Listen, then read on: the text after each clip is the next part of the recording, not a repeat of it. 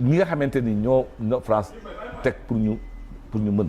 mooy bu ñu jotul bal bi tu es tranquille comment faire pour étouffer ces gens-là qui ne reçoivent pas de ballon. La bataille de l'Andieu c'est crucial. C'est crucial. Bon, je ne serai pas contre wax nañu ma ko sànq si biir je ne serai pas contre. que Pathé Ciss joue en même temps que Gana. double pivot entre Pathé Ciss ak Gana gi. mën na ne parce que si nous musclons notre milieu de terrain. Associé à des gens capables de réaliser une bonne relance. c'est déjà ça parce que loolu si mënti dégg suñu jouer en transition beaucoup plus rapide.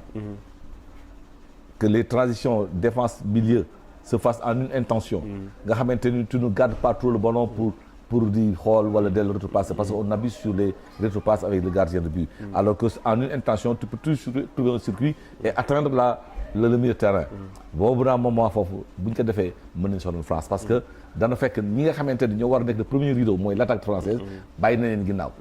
te boo leen bàyyee ginnaaw foog ñëwee génn si bu ñu génn si ils laissent des poches derrière et ils sont vulnérables dans leur dos. yooyu te boo xoolee seen défense bi. il y a de quoi exploiter quoi. oui dans leur dos. si ñu mel na Ibrahima Mbaye dem ni ñu def démb. suñ ko defee contre France. foog ñu am dara. mais il faudra que ñu bañ tarder ci transmission bi. France tamit ñu gis seen attaque bi sont interchangeables boo xoolee da ngay gis ñu. da ngay gis Mbappé. dëgg ma ne xaw ma nañ koy wax ci tubaab mais boo xoolee. ku nekk da ngay gis. amuñu poste fixe dëgg ma ne difficulté bi mooy loolu. les défenseurs savent que ils n'auront pas de vis-à-vis direct. ils auront une ligne adverse. et cette ligne adverse là cherche à te tuer par des espaces intermédiaires. donc noo mën a def pour essayer de bloquer ces espaces là def ko noo mën a def. pour qu'ils ne reçoivent pas de la ligne du milieu des passes nga def ko parce que soo ko defee Olivier bi nga xamante ne souvent mooy décalé comme numéro 10 soo ko fàttee li muy wut il va chercher de l'air et comment chercher de l'air il va aller vers sa défense pour wuti air donc te loolu tant que mi koy def nous sommes tranquilles parce que si tu. boo xoolee contre Iran bien moins de match dañ ko bloqué. mais da doon jéem a essayer coup de génie. réussir na ci benn passe bu. parce qu'il sait qu'il est capable il sait que mën na loolu moo tax nee na Olivier boo koy marqué donc souvent na koy jege. mais il faut essayer toujours de créer un rideau devant lui. pour qu'il ne reçoive pas. mu am koo xam ne il veille à la fermeture intérieure. nga xamante ni.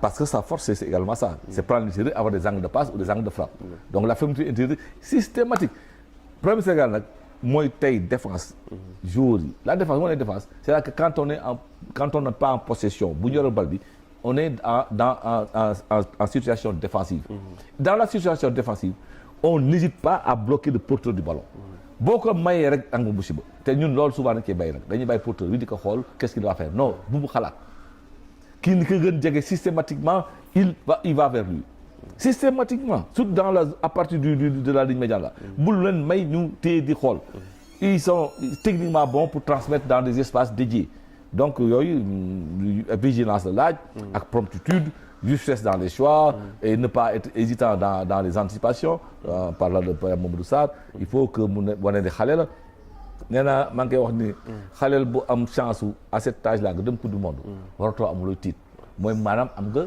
potentiel bu ñëpp doon dutee warul dute sa bopp parce que Mamadou Sarr c'est un joueur boo xamante ne am na potentiel mënul baax 2 mois mu perte lépp non parce que am na loo xamante ne c'est psychologique voilà moo tax coach mental foofu il faut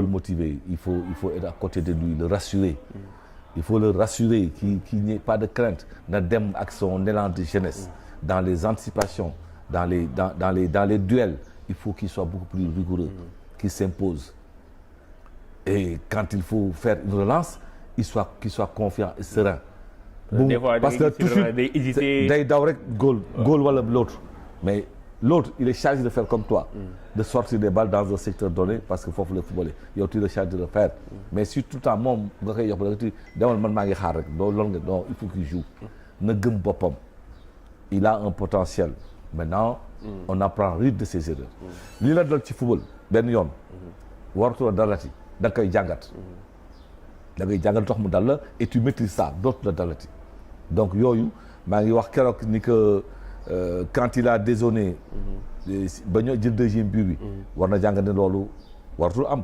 Si tu dézones pour aller prendre il faut y aller. Si tu es hésitant tu es mort. Parce que non seulement tu vas arriver en retard mais tu es battu, tu es -1 et on est fichu.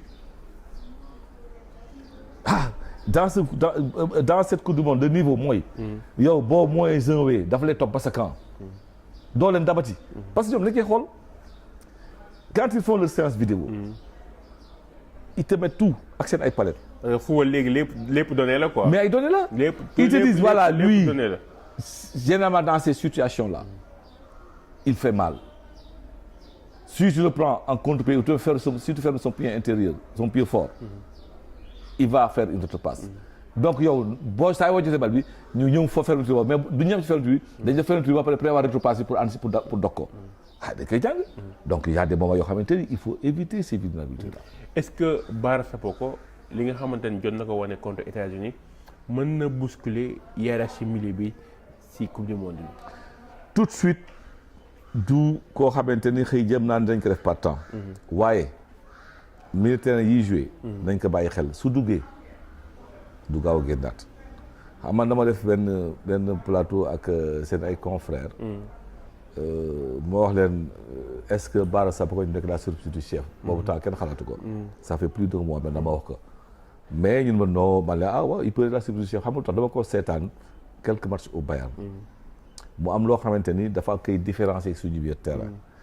moom suy laaj bal da koy laaj ci ay intervalle.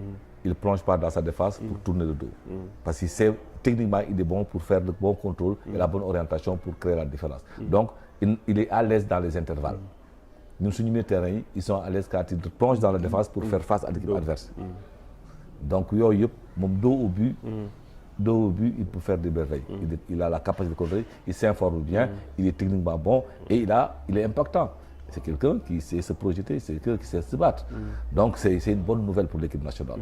xam nga souvent day am bi ñuy am suñu transition bi ñu indi l'équipe très structurante mooy bi ñu am Edouard ak Koulibaly. c'est des apports structurants. indil équipe bi beneen jëmm ak ñoom Sabaly. loolu moo ñuy dal ak xale bi buy ñëw. apport structurant lay doon. il y a d'autres qui vont arriver certainement ça c'est l'avenir. mais en tout cas on peut mettre en place une équipe encore solide et performante encore pendant des années. pour terminer Ismaïla Sarr par rapport ak li nga xamante ni moo ngi koy wane ci club am muy Crystal Palace. est-ce que Ismaïla Sarr ak en équipe nationale Pape Thiaw waru ko mën a utiliser comme attaquant axial ci mondial bi. war na mën ne par exemple xam nga sànq di wax ni. bu ñu fekkee ni dañu privilégier le blocage des espaces et l'occupation du milieu. un attaquant peut être sacrifié. et puisqu'on a la possibilité d'avoir quelqu'un de polyvalent. capable d'être présent à l'axe et capable d'utiliser sa vitesse. ça ne gênerait pas. mais man jàpp naa ni on peut avoir un bon équilibre. en utilisant Ismaïla et Jackson en même temps et Sadio Mané. on peut l'utiliser. c'est dans l'animation rek que ça va changer. xam nga tout le monde sait que Ismaïla c'est se reconvertir pour ñëw défendre. Jackson le fait. Sadio parfois il le fait mais il faut pas l'user. donc il faut juste créer des variantes. bu nga xamante ne l'équipe dana mën daggat milieu terrain bi. c'est-à-dire que Jackson sera un avant-centre. on le sait mais ce sera un avant-centre qui pendant les phases de reconversion permute avec Sadio qui vient à l'axe et qui les laisse défendre avec Ismaïla. et automatiquement les deux attaquants Jackson et Ismaïla qui rejoignent la ligne du milieu terrain on est à 5 au milieu terrain. donc c'est selon les animations qu'on peut avoir. On va pas se priver de ces deux profils-là pour juste avantager une occupation de l'espace. Donc on a en tout cas je pense que Pape Thiaw nous a habitués à des choix contextuels, dynamiques yu muy def. Faisons-lui confiance encore. Donc contre la France mën nañ gis benn 4-2-1-3 avec Gana Gueye ak Pathé Ciss comme. On peut même voir un 4-1-4-1. parce que moi j'ai vu pendant la Coupe d'Afrique maa ngi wax boobu léegi les gens s'ils sont observateurs. gis nañu am na ay moments yoo xam ne on est un 4-1-4-1 c'est-à-dire que la sentinelle c'est juste le couvreur. Le libéral du milieu de terrain. et les 4 autres c'est dans l'occupation dynamique et des permutations qu'ils occupent. boo xoolee équipe nationale boo xoolee système bi boobu mën nañu démarrer 4-3-3 mais au fil du match. non non c'est des variantes animation bi day xam nga souvent il faut que ñu xam di.